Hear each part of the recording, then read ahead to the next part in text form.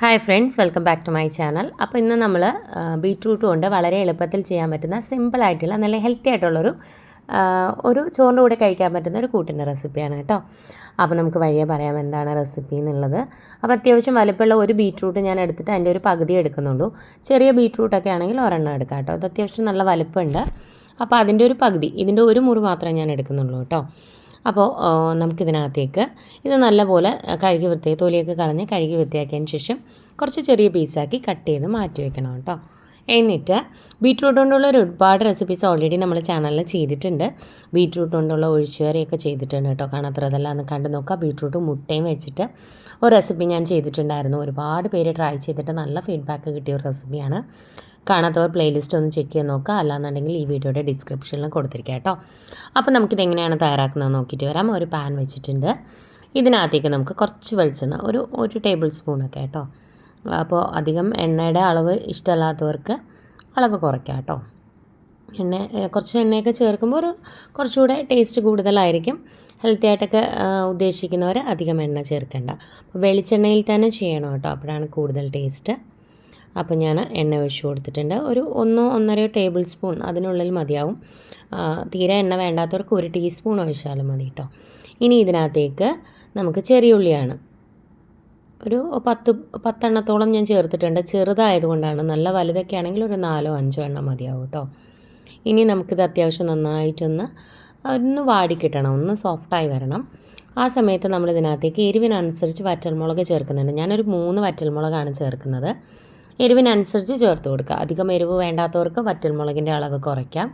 എരിവ് കൂടുതൽ വേണ്ടുന്നവർക്ക് അളവ് കൂട്ടാം. ഇത് അത്യാവശ്യം നല്ല എരിവുണ്ട് കേട്ടോ. അപ്പോൾ എരിവ് അധികം വേണ്ടാത്തവർക്ക് ഒരെണ്ണം കുറയ്ക്കാം കേട്ടോ. 2 എണ്ണമൊക്കെ മതിയാവും. ഇനി ഇതാ നമ്മൾ എടുത്തിരിക്കുന്ന ബീറ്റ്റൂട്ടിൻ്റെ ഒരു മുറി എടുത്തിട്ടുണ്ട്. നല്ല ചെറുതാണെങ്കിൽ ഒരെണ്ണം എടുക്കാം, നല്ല ചെറുതാണെങ്കിൽ കേട്ടോ. ഒരു മീഡിയം ടൈപ്പൊക്കെ ആണെങ്കിൽ ഒരു അരമുറി 3/4 മുറിയൊക്കെ മതിയാവും. ഇനി ഇതാ ഇതുപോലെയുള്ള പീസാക്കി, ഇതിൽ ചെറിയ പീസായാലും കുഴപ്പമൊന്നുമില്ല. ഒരു പീസാക്കിയിട്ട് നമുക്ക് കട്ട് ചെയ്തിട്ട് കൊടുക്കാം. വേണമെന്നുണ്ടെങ്കിൽ ആ വറ്റൽമുളകും നമ്മുടെ ഉള്ളി ഉണ്ടല്ലോ, ചെറിയ ഉള്ളി അത്യാവശ്യം നന്നായിട്ടൊന്ന് വാടി വറ്റൽമുളകൊക്കെ ഒന്ന് റോസ്റ്റായി വരുന്ന സമയത്ത് അത് നമുക്ക് എടുത്ത് മാറ്റി വയ്ക്കാം. എന്നിട്ട് ബീറ്റ്റൂട്ട് ചേർത്ത് കൊടുത്താലും മതി കേട്ടോ. ഞാനിപ്പോൾ അങ്ങനെ മാറ്റുന്നില്ല, എല്ലാം കൂടെ ഒരുമിച്ചിട്ട് കൊടുക്കുകയാണ്.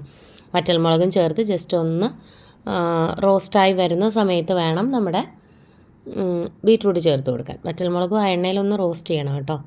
ആദ്യം തന്നെ ബീറ്റ്റൂട്ട് ചേർത്ത് കൊടുക്കരുത്. ആദ്യം ഉള്ളി ചേർത്തൊന്ന് ഇതാക്കി വറ്റൽമുളകും ചേർത്തതിന് ശേഷം അതൊന്ന് റോസ്റ്റായി വരുന്ന സമയത്ത് വേണം നമ്മുടെ ബീറ്റ്റൂട്ട് ചേർത്ത് കൊടുക്കാൻ. അതിൽ വെള്ളമൊന്നും ഒഴിച്ച് വേവിക്കേണ്ട. ഈ എണ്ണയിൽ തന്നെ കിടന്ന് ഇതൊന്ന് സോഫ്റ്റായി വരട്ടെ.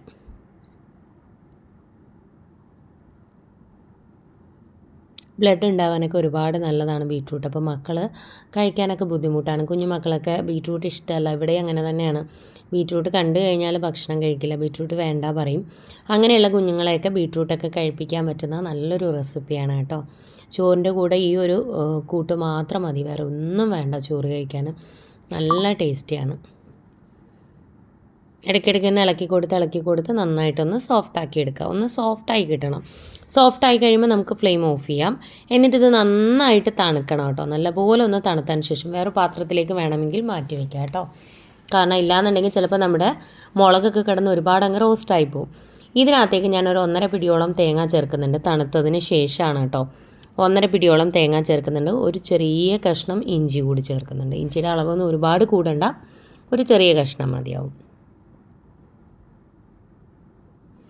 ഇനി നമുക്ക് ഇതിനകത്തേക്ക് വേണ്ടത് പുളിയാണ് കേട്ടോ. നമ്മുടെ കുടംപുളിയല്ല, നോർമൽ പുളി ഉണ്ടല്ലോ, നമ്മൾ കറിക്ക് ഉപയോഗിക്കുന്ന നോർമൽ പുളിയാണ്. ഒരു പൊട്ട് മതിയാവും, ഒരുപാടൊന്നും ചേർക്കണ്ട. നമ്മുടെ പുളിക്കനുസരിച്ച് മാത്രം ചേർത്ത് കൊടുക്കുക. ഒരു പൊട്ട് ഇതുപോലെ ഒരു കുഞ്ഞ് കഷ്ണം മതിയാവും. അതുകൂടി ഇട്ട് കൊടുത്തിട്ടുണ്ട്. എന്നിട്ട് ഞാൻ ജസ്റ്റ് ഒന്ന് മിക്സ് ചെയ്ത് എല്ലാം കൂടെ ഒന്ന് ജോയിൻ്റ് ആക്കുന്നുണ്ട് കേട്ടോ. ജസ്റ്റ് ഒന്ന് മിക്സ് ചെയ്ത് ഒന്ന് ജോയിൻ്റ് ആക്കി എടുക്കുക. ബീറ്റ്റൂട്ട് അങ്ങ് ഒരുപാട് കൂടിക്കഴിഞ്ഞാലും ടേസ്റ്റ് ഉണ്ടാവില്ല. അതുകൊണ്ട് ബാലൻസ് ചെയ്ത് വേണം ബീറ്റ്റൂട്ട് എടുക്കാൻ കേട്ടോ. വലിയൊരു ബീറ്റ്റൂട്ടൊന്നും എടുക്കണ്ട. തേങ്ങയുടെ അളവ് കൂട്ടുന്നതിനനുസരിച്ച് ബീറ്റ്റൂട്ടിൻ്റെ അളവ് കൂട്ടാം. ഞാൻ ഫ്ലെയിം ഒന്നും ഓണാക്കി കൊടുത്തിട്ടില്ല. ഇത് ഓഫ് ചെയ്ത് വെച്ചിരുന്നു. ആ ഒരു കൂട്ട് തണുത്തതിന് ശേഷമാണ് തേങ്ങ ചേർത്ത് കൊടുത്തത്. ഞാൻ ജസ്റ്റ് എല്ലാം കൂടെ ഒന്ന് മിക്സ് ചെയ്തെടുത്തു എന്ന് മാത്രം. വെറുതെ ഒന്ന് മിക്സ് ചെയ്യുകയാണ് കേട്ടോ. ഫ്ലെയിമൊക്കെ ഓഫാണ്. ഈ പാത്രത്തിൽ നിന്നും മാറ്റിയിട്ട് നമ്മുടെ മിക്സിയുടെ ജാറിലേക്ക് ചേർത്ത് കൊടുത്തിട്ട് തേങ്ങയൊക്കെ ചേർത്ത് കൊടുത്താലും മതി. ഇത് ഞാൻ എല്ലാം കൂടെ ഒരുമിച്ചൊന്ന് ആക്കിയേ ഉള്ളൂ. അപ്പോൾ ഒരു മിക്സിയുടെ ജാർ എടുക്കുക. നമ്മുടെ ആ ഒരു കൂട്ട് ബീട്രൂട്ടിൻ്റെ കൂട്ട് തണുത്തതിന് ശേഷം വേണം അരച്ചെടുക്കാനായിട്ടോ. എന്നിട്ട് വേണം തേങ്ങ ചേർത്ത് കൊടുത്ത് അരച്ചെടുക്കാൻ. ചൂടോട് കൂടി ചെയ്യരുത്. അപ്പോൾ ഇതിലേക്ക് നമ്മൾ ആവശ്യത്തിന് ഉപ്പ് ചേർത്ത് കൊടുത്തിട്ടുണ്ട്. ഇനി ഒരു പൊട്ട് മുളക് പൊടി ചേർക്കുന്നുണ്ട് കേട്ടോ. ഓപ്ഷണലാണ്, ഇഷ്ടമുണ്ടെങ്കിൽ മാത്രം ചേർത്ത് കൊടുത്താൽ മതി. ഞാനൊരു ഇത്തിരി കളറൊക്കെ കിട്ടാൻ വേണ്ടിയിട്ട് ചേർത്തു എന്നേ ഉള്ളൂ. തികച്ചും ഓപ്ഷണലാണ് കേട്ടോ.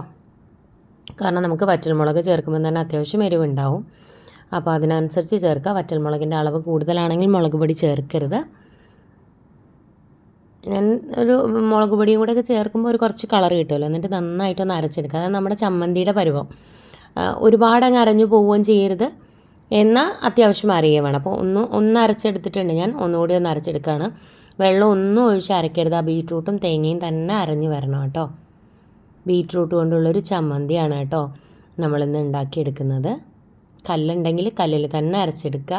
മിക്സിയിൽ ചെയ്യുന്നാലും നല്ലത് കല്ലിൽ തന്നെ അരച്ചെടുക്കുന്നതാണ്. ആദ്യം നമ്മുടെ വറ്റൽമുളകും ചെറിയുള്ളിയും ഒന്ന് ചതച്ചെടുക്കുക. അതിനുശേഷം ഇഞ്ചിയും പുളിയും കൂടി ഒന്ന് ചതച്ചെടുക്കുക. അതിനുശേഷം നമ്മുടെ ബീട്രൂട്ട് ചേർത്ത് ചതച്ചതിന് ശേഷം തേങ്ങ ചേർത്തിട്ട് കൂട്ടിയെടുത്താൽ മതി കേട്ടോ. നമ്മുടെ കല്ലിൽ ചെയ്യുമ്പോൾ അങ്ങനെയാണ് ചെയ്യുക. അപ്പോൾ ഞാൻ എന്താ നന്നായിട്ട് ഉരുട്ടി എടുത്തിട്ടുണ്ട്. കണ്ടോ, കാണാൻ തന്നെ നല്ല ഭംഗിയുണ്ടല്ലേ, നല്ല കളറുമാണ്, നല്ല ടേസ്റ്റുമാണ്. നിങ്ങൾ മസ്റ്റായിട്ടും ട്രൈ ചെയ്ത് നോക്കുക. ഹെൽത്തി ആയിട്ടുള്ള റെസിപ്പിയാണ്.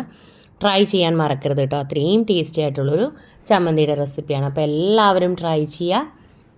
ബീട്രൂട്ട് കൊണ്ടും ഞാൻ പറഞ്ഞ പോലെ ഒരുപാട് റെസിപ്പീസ് ഓൾറെഡി നമ്മൾ ചാനലിൽ ചെയ്തിട്ടുണ്ട്.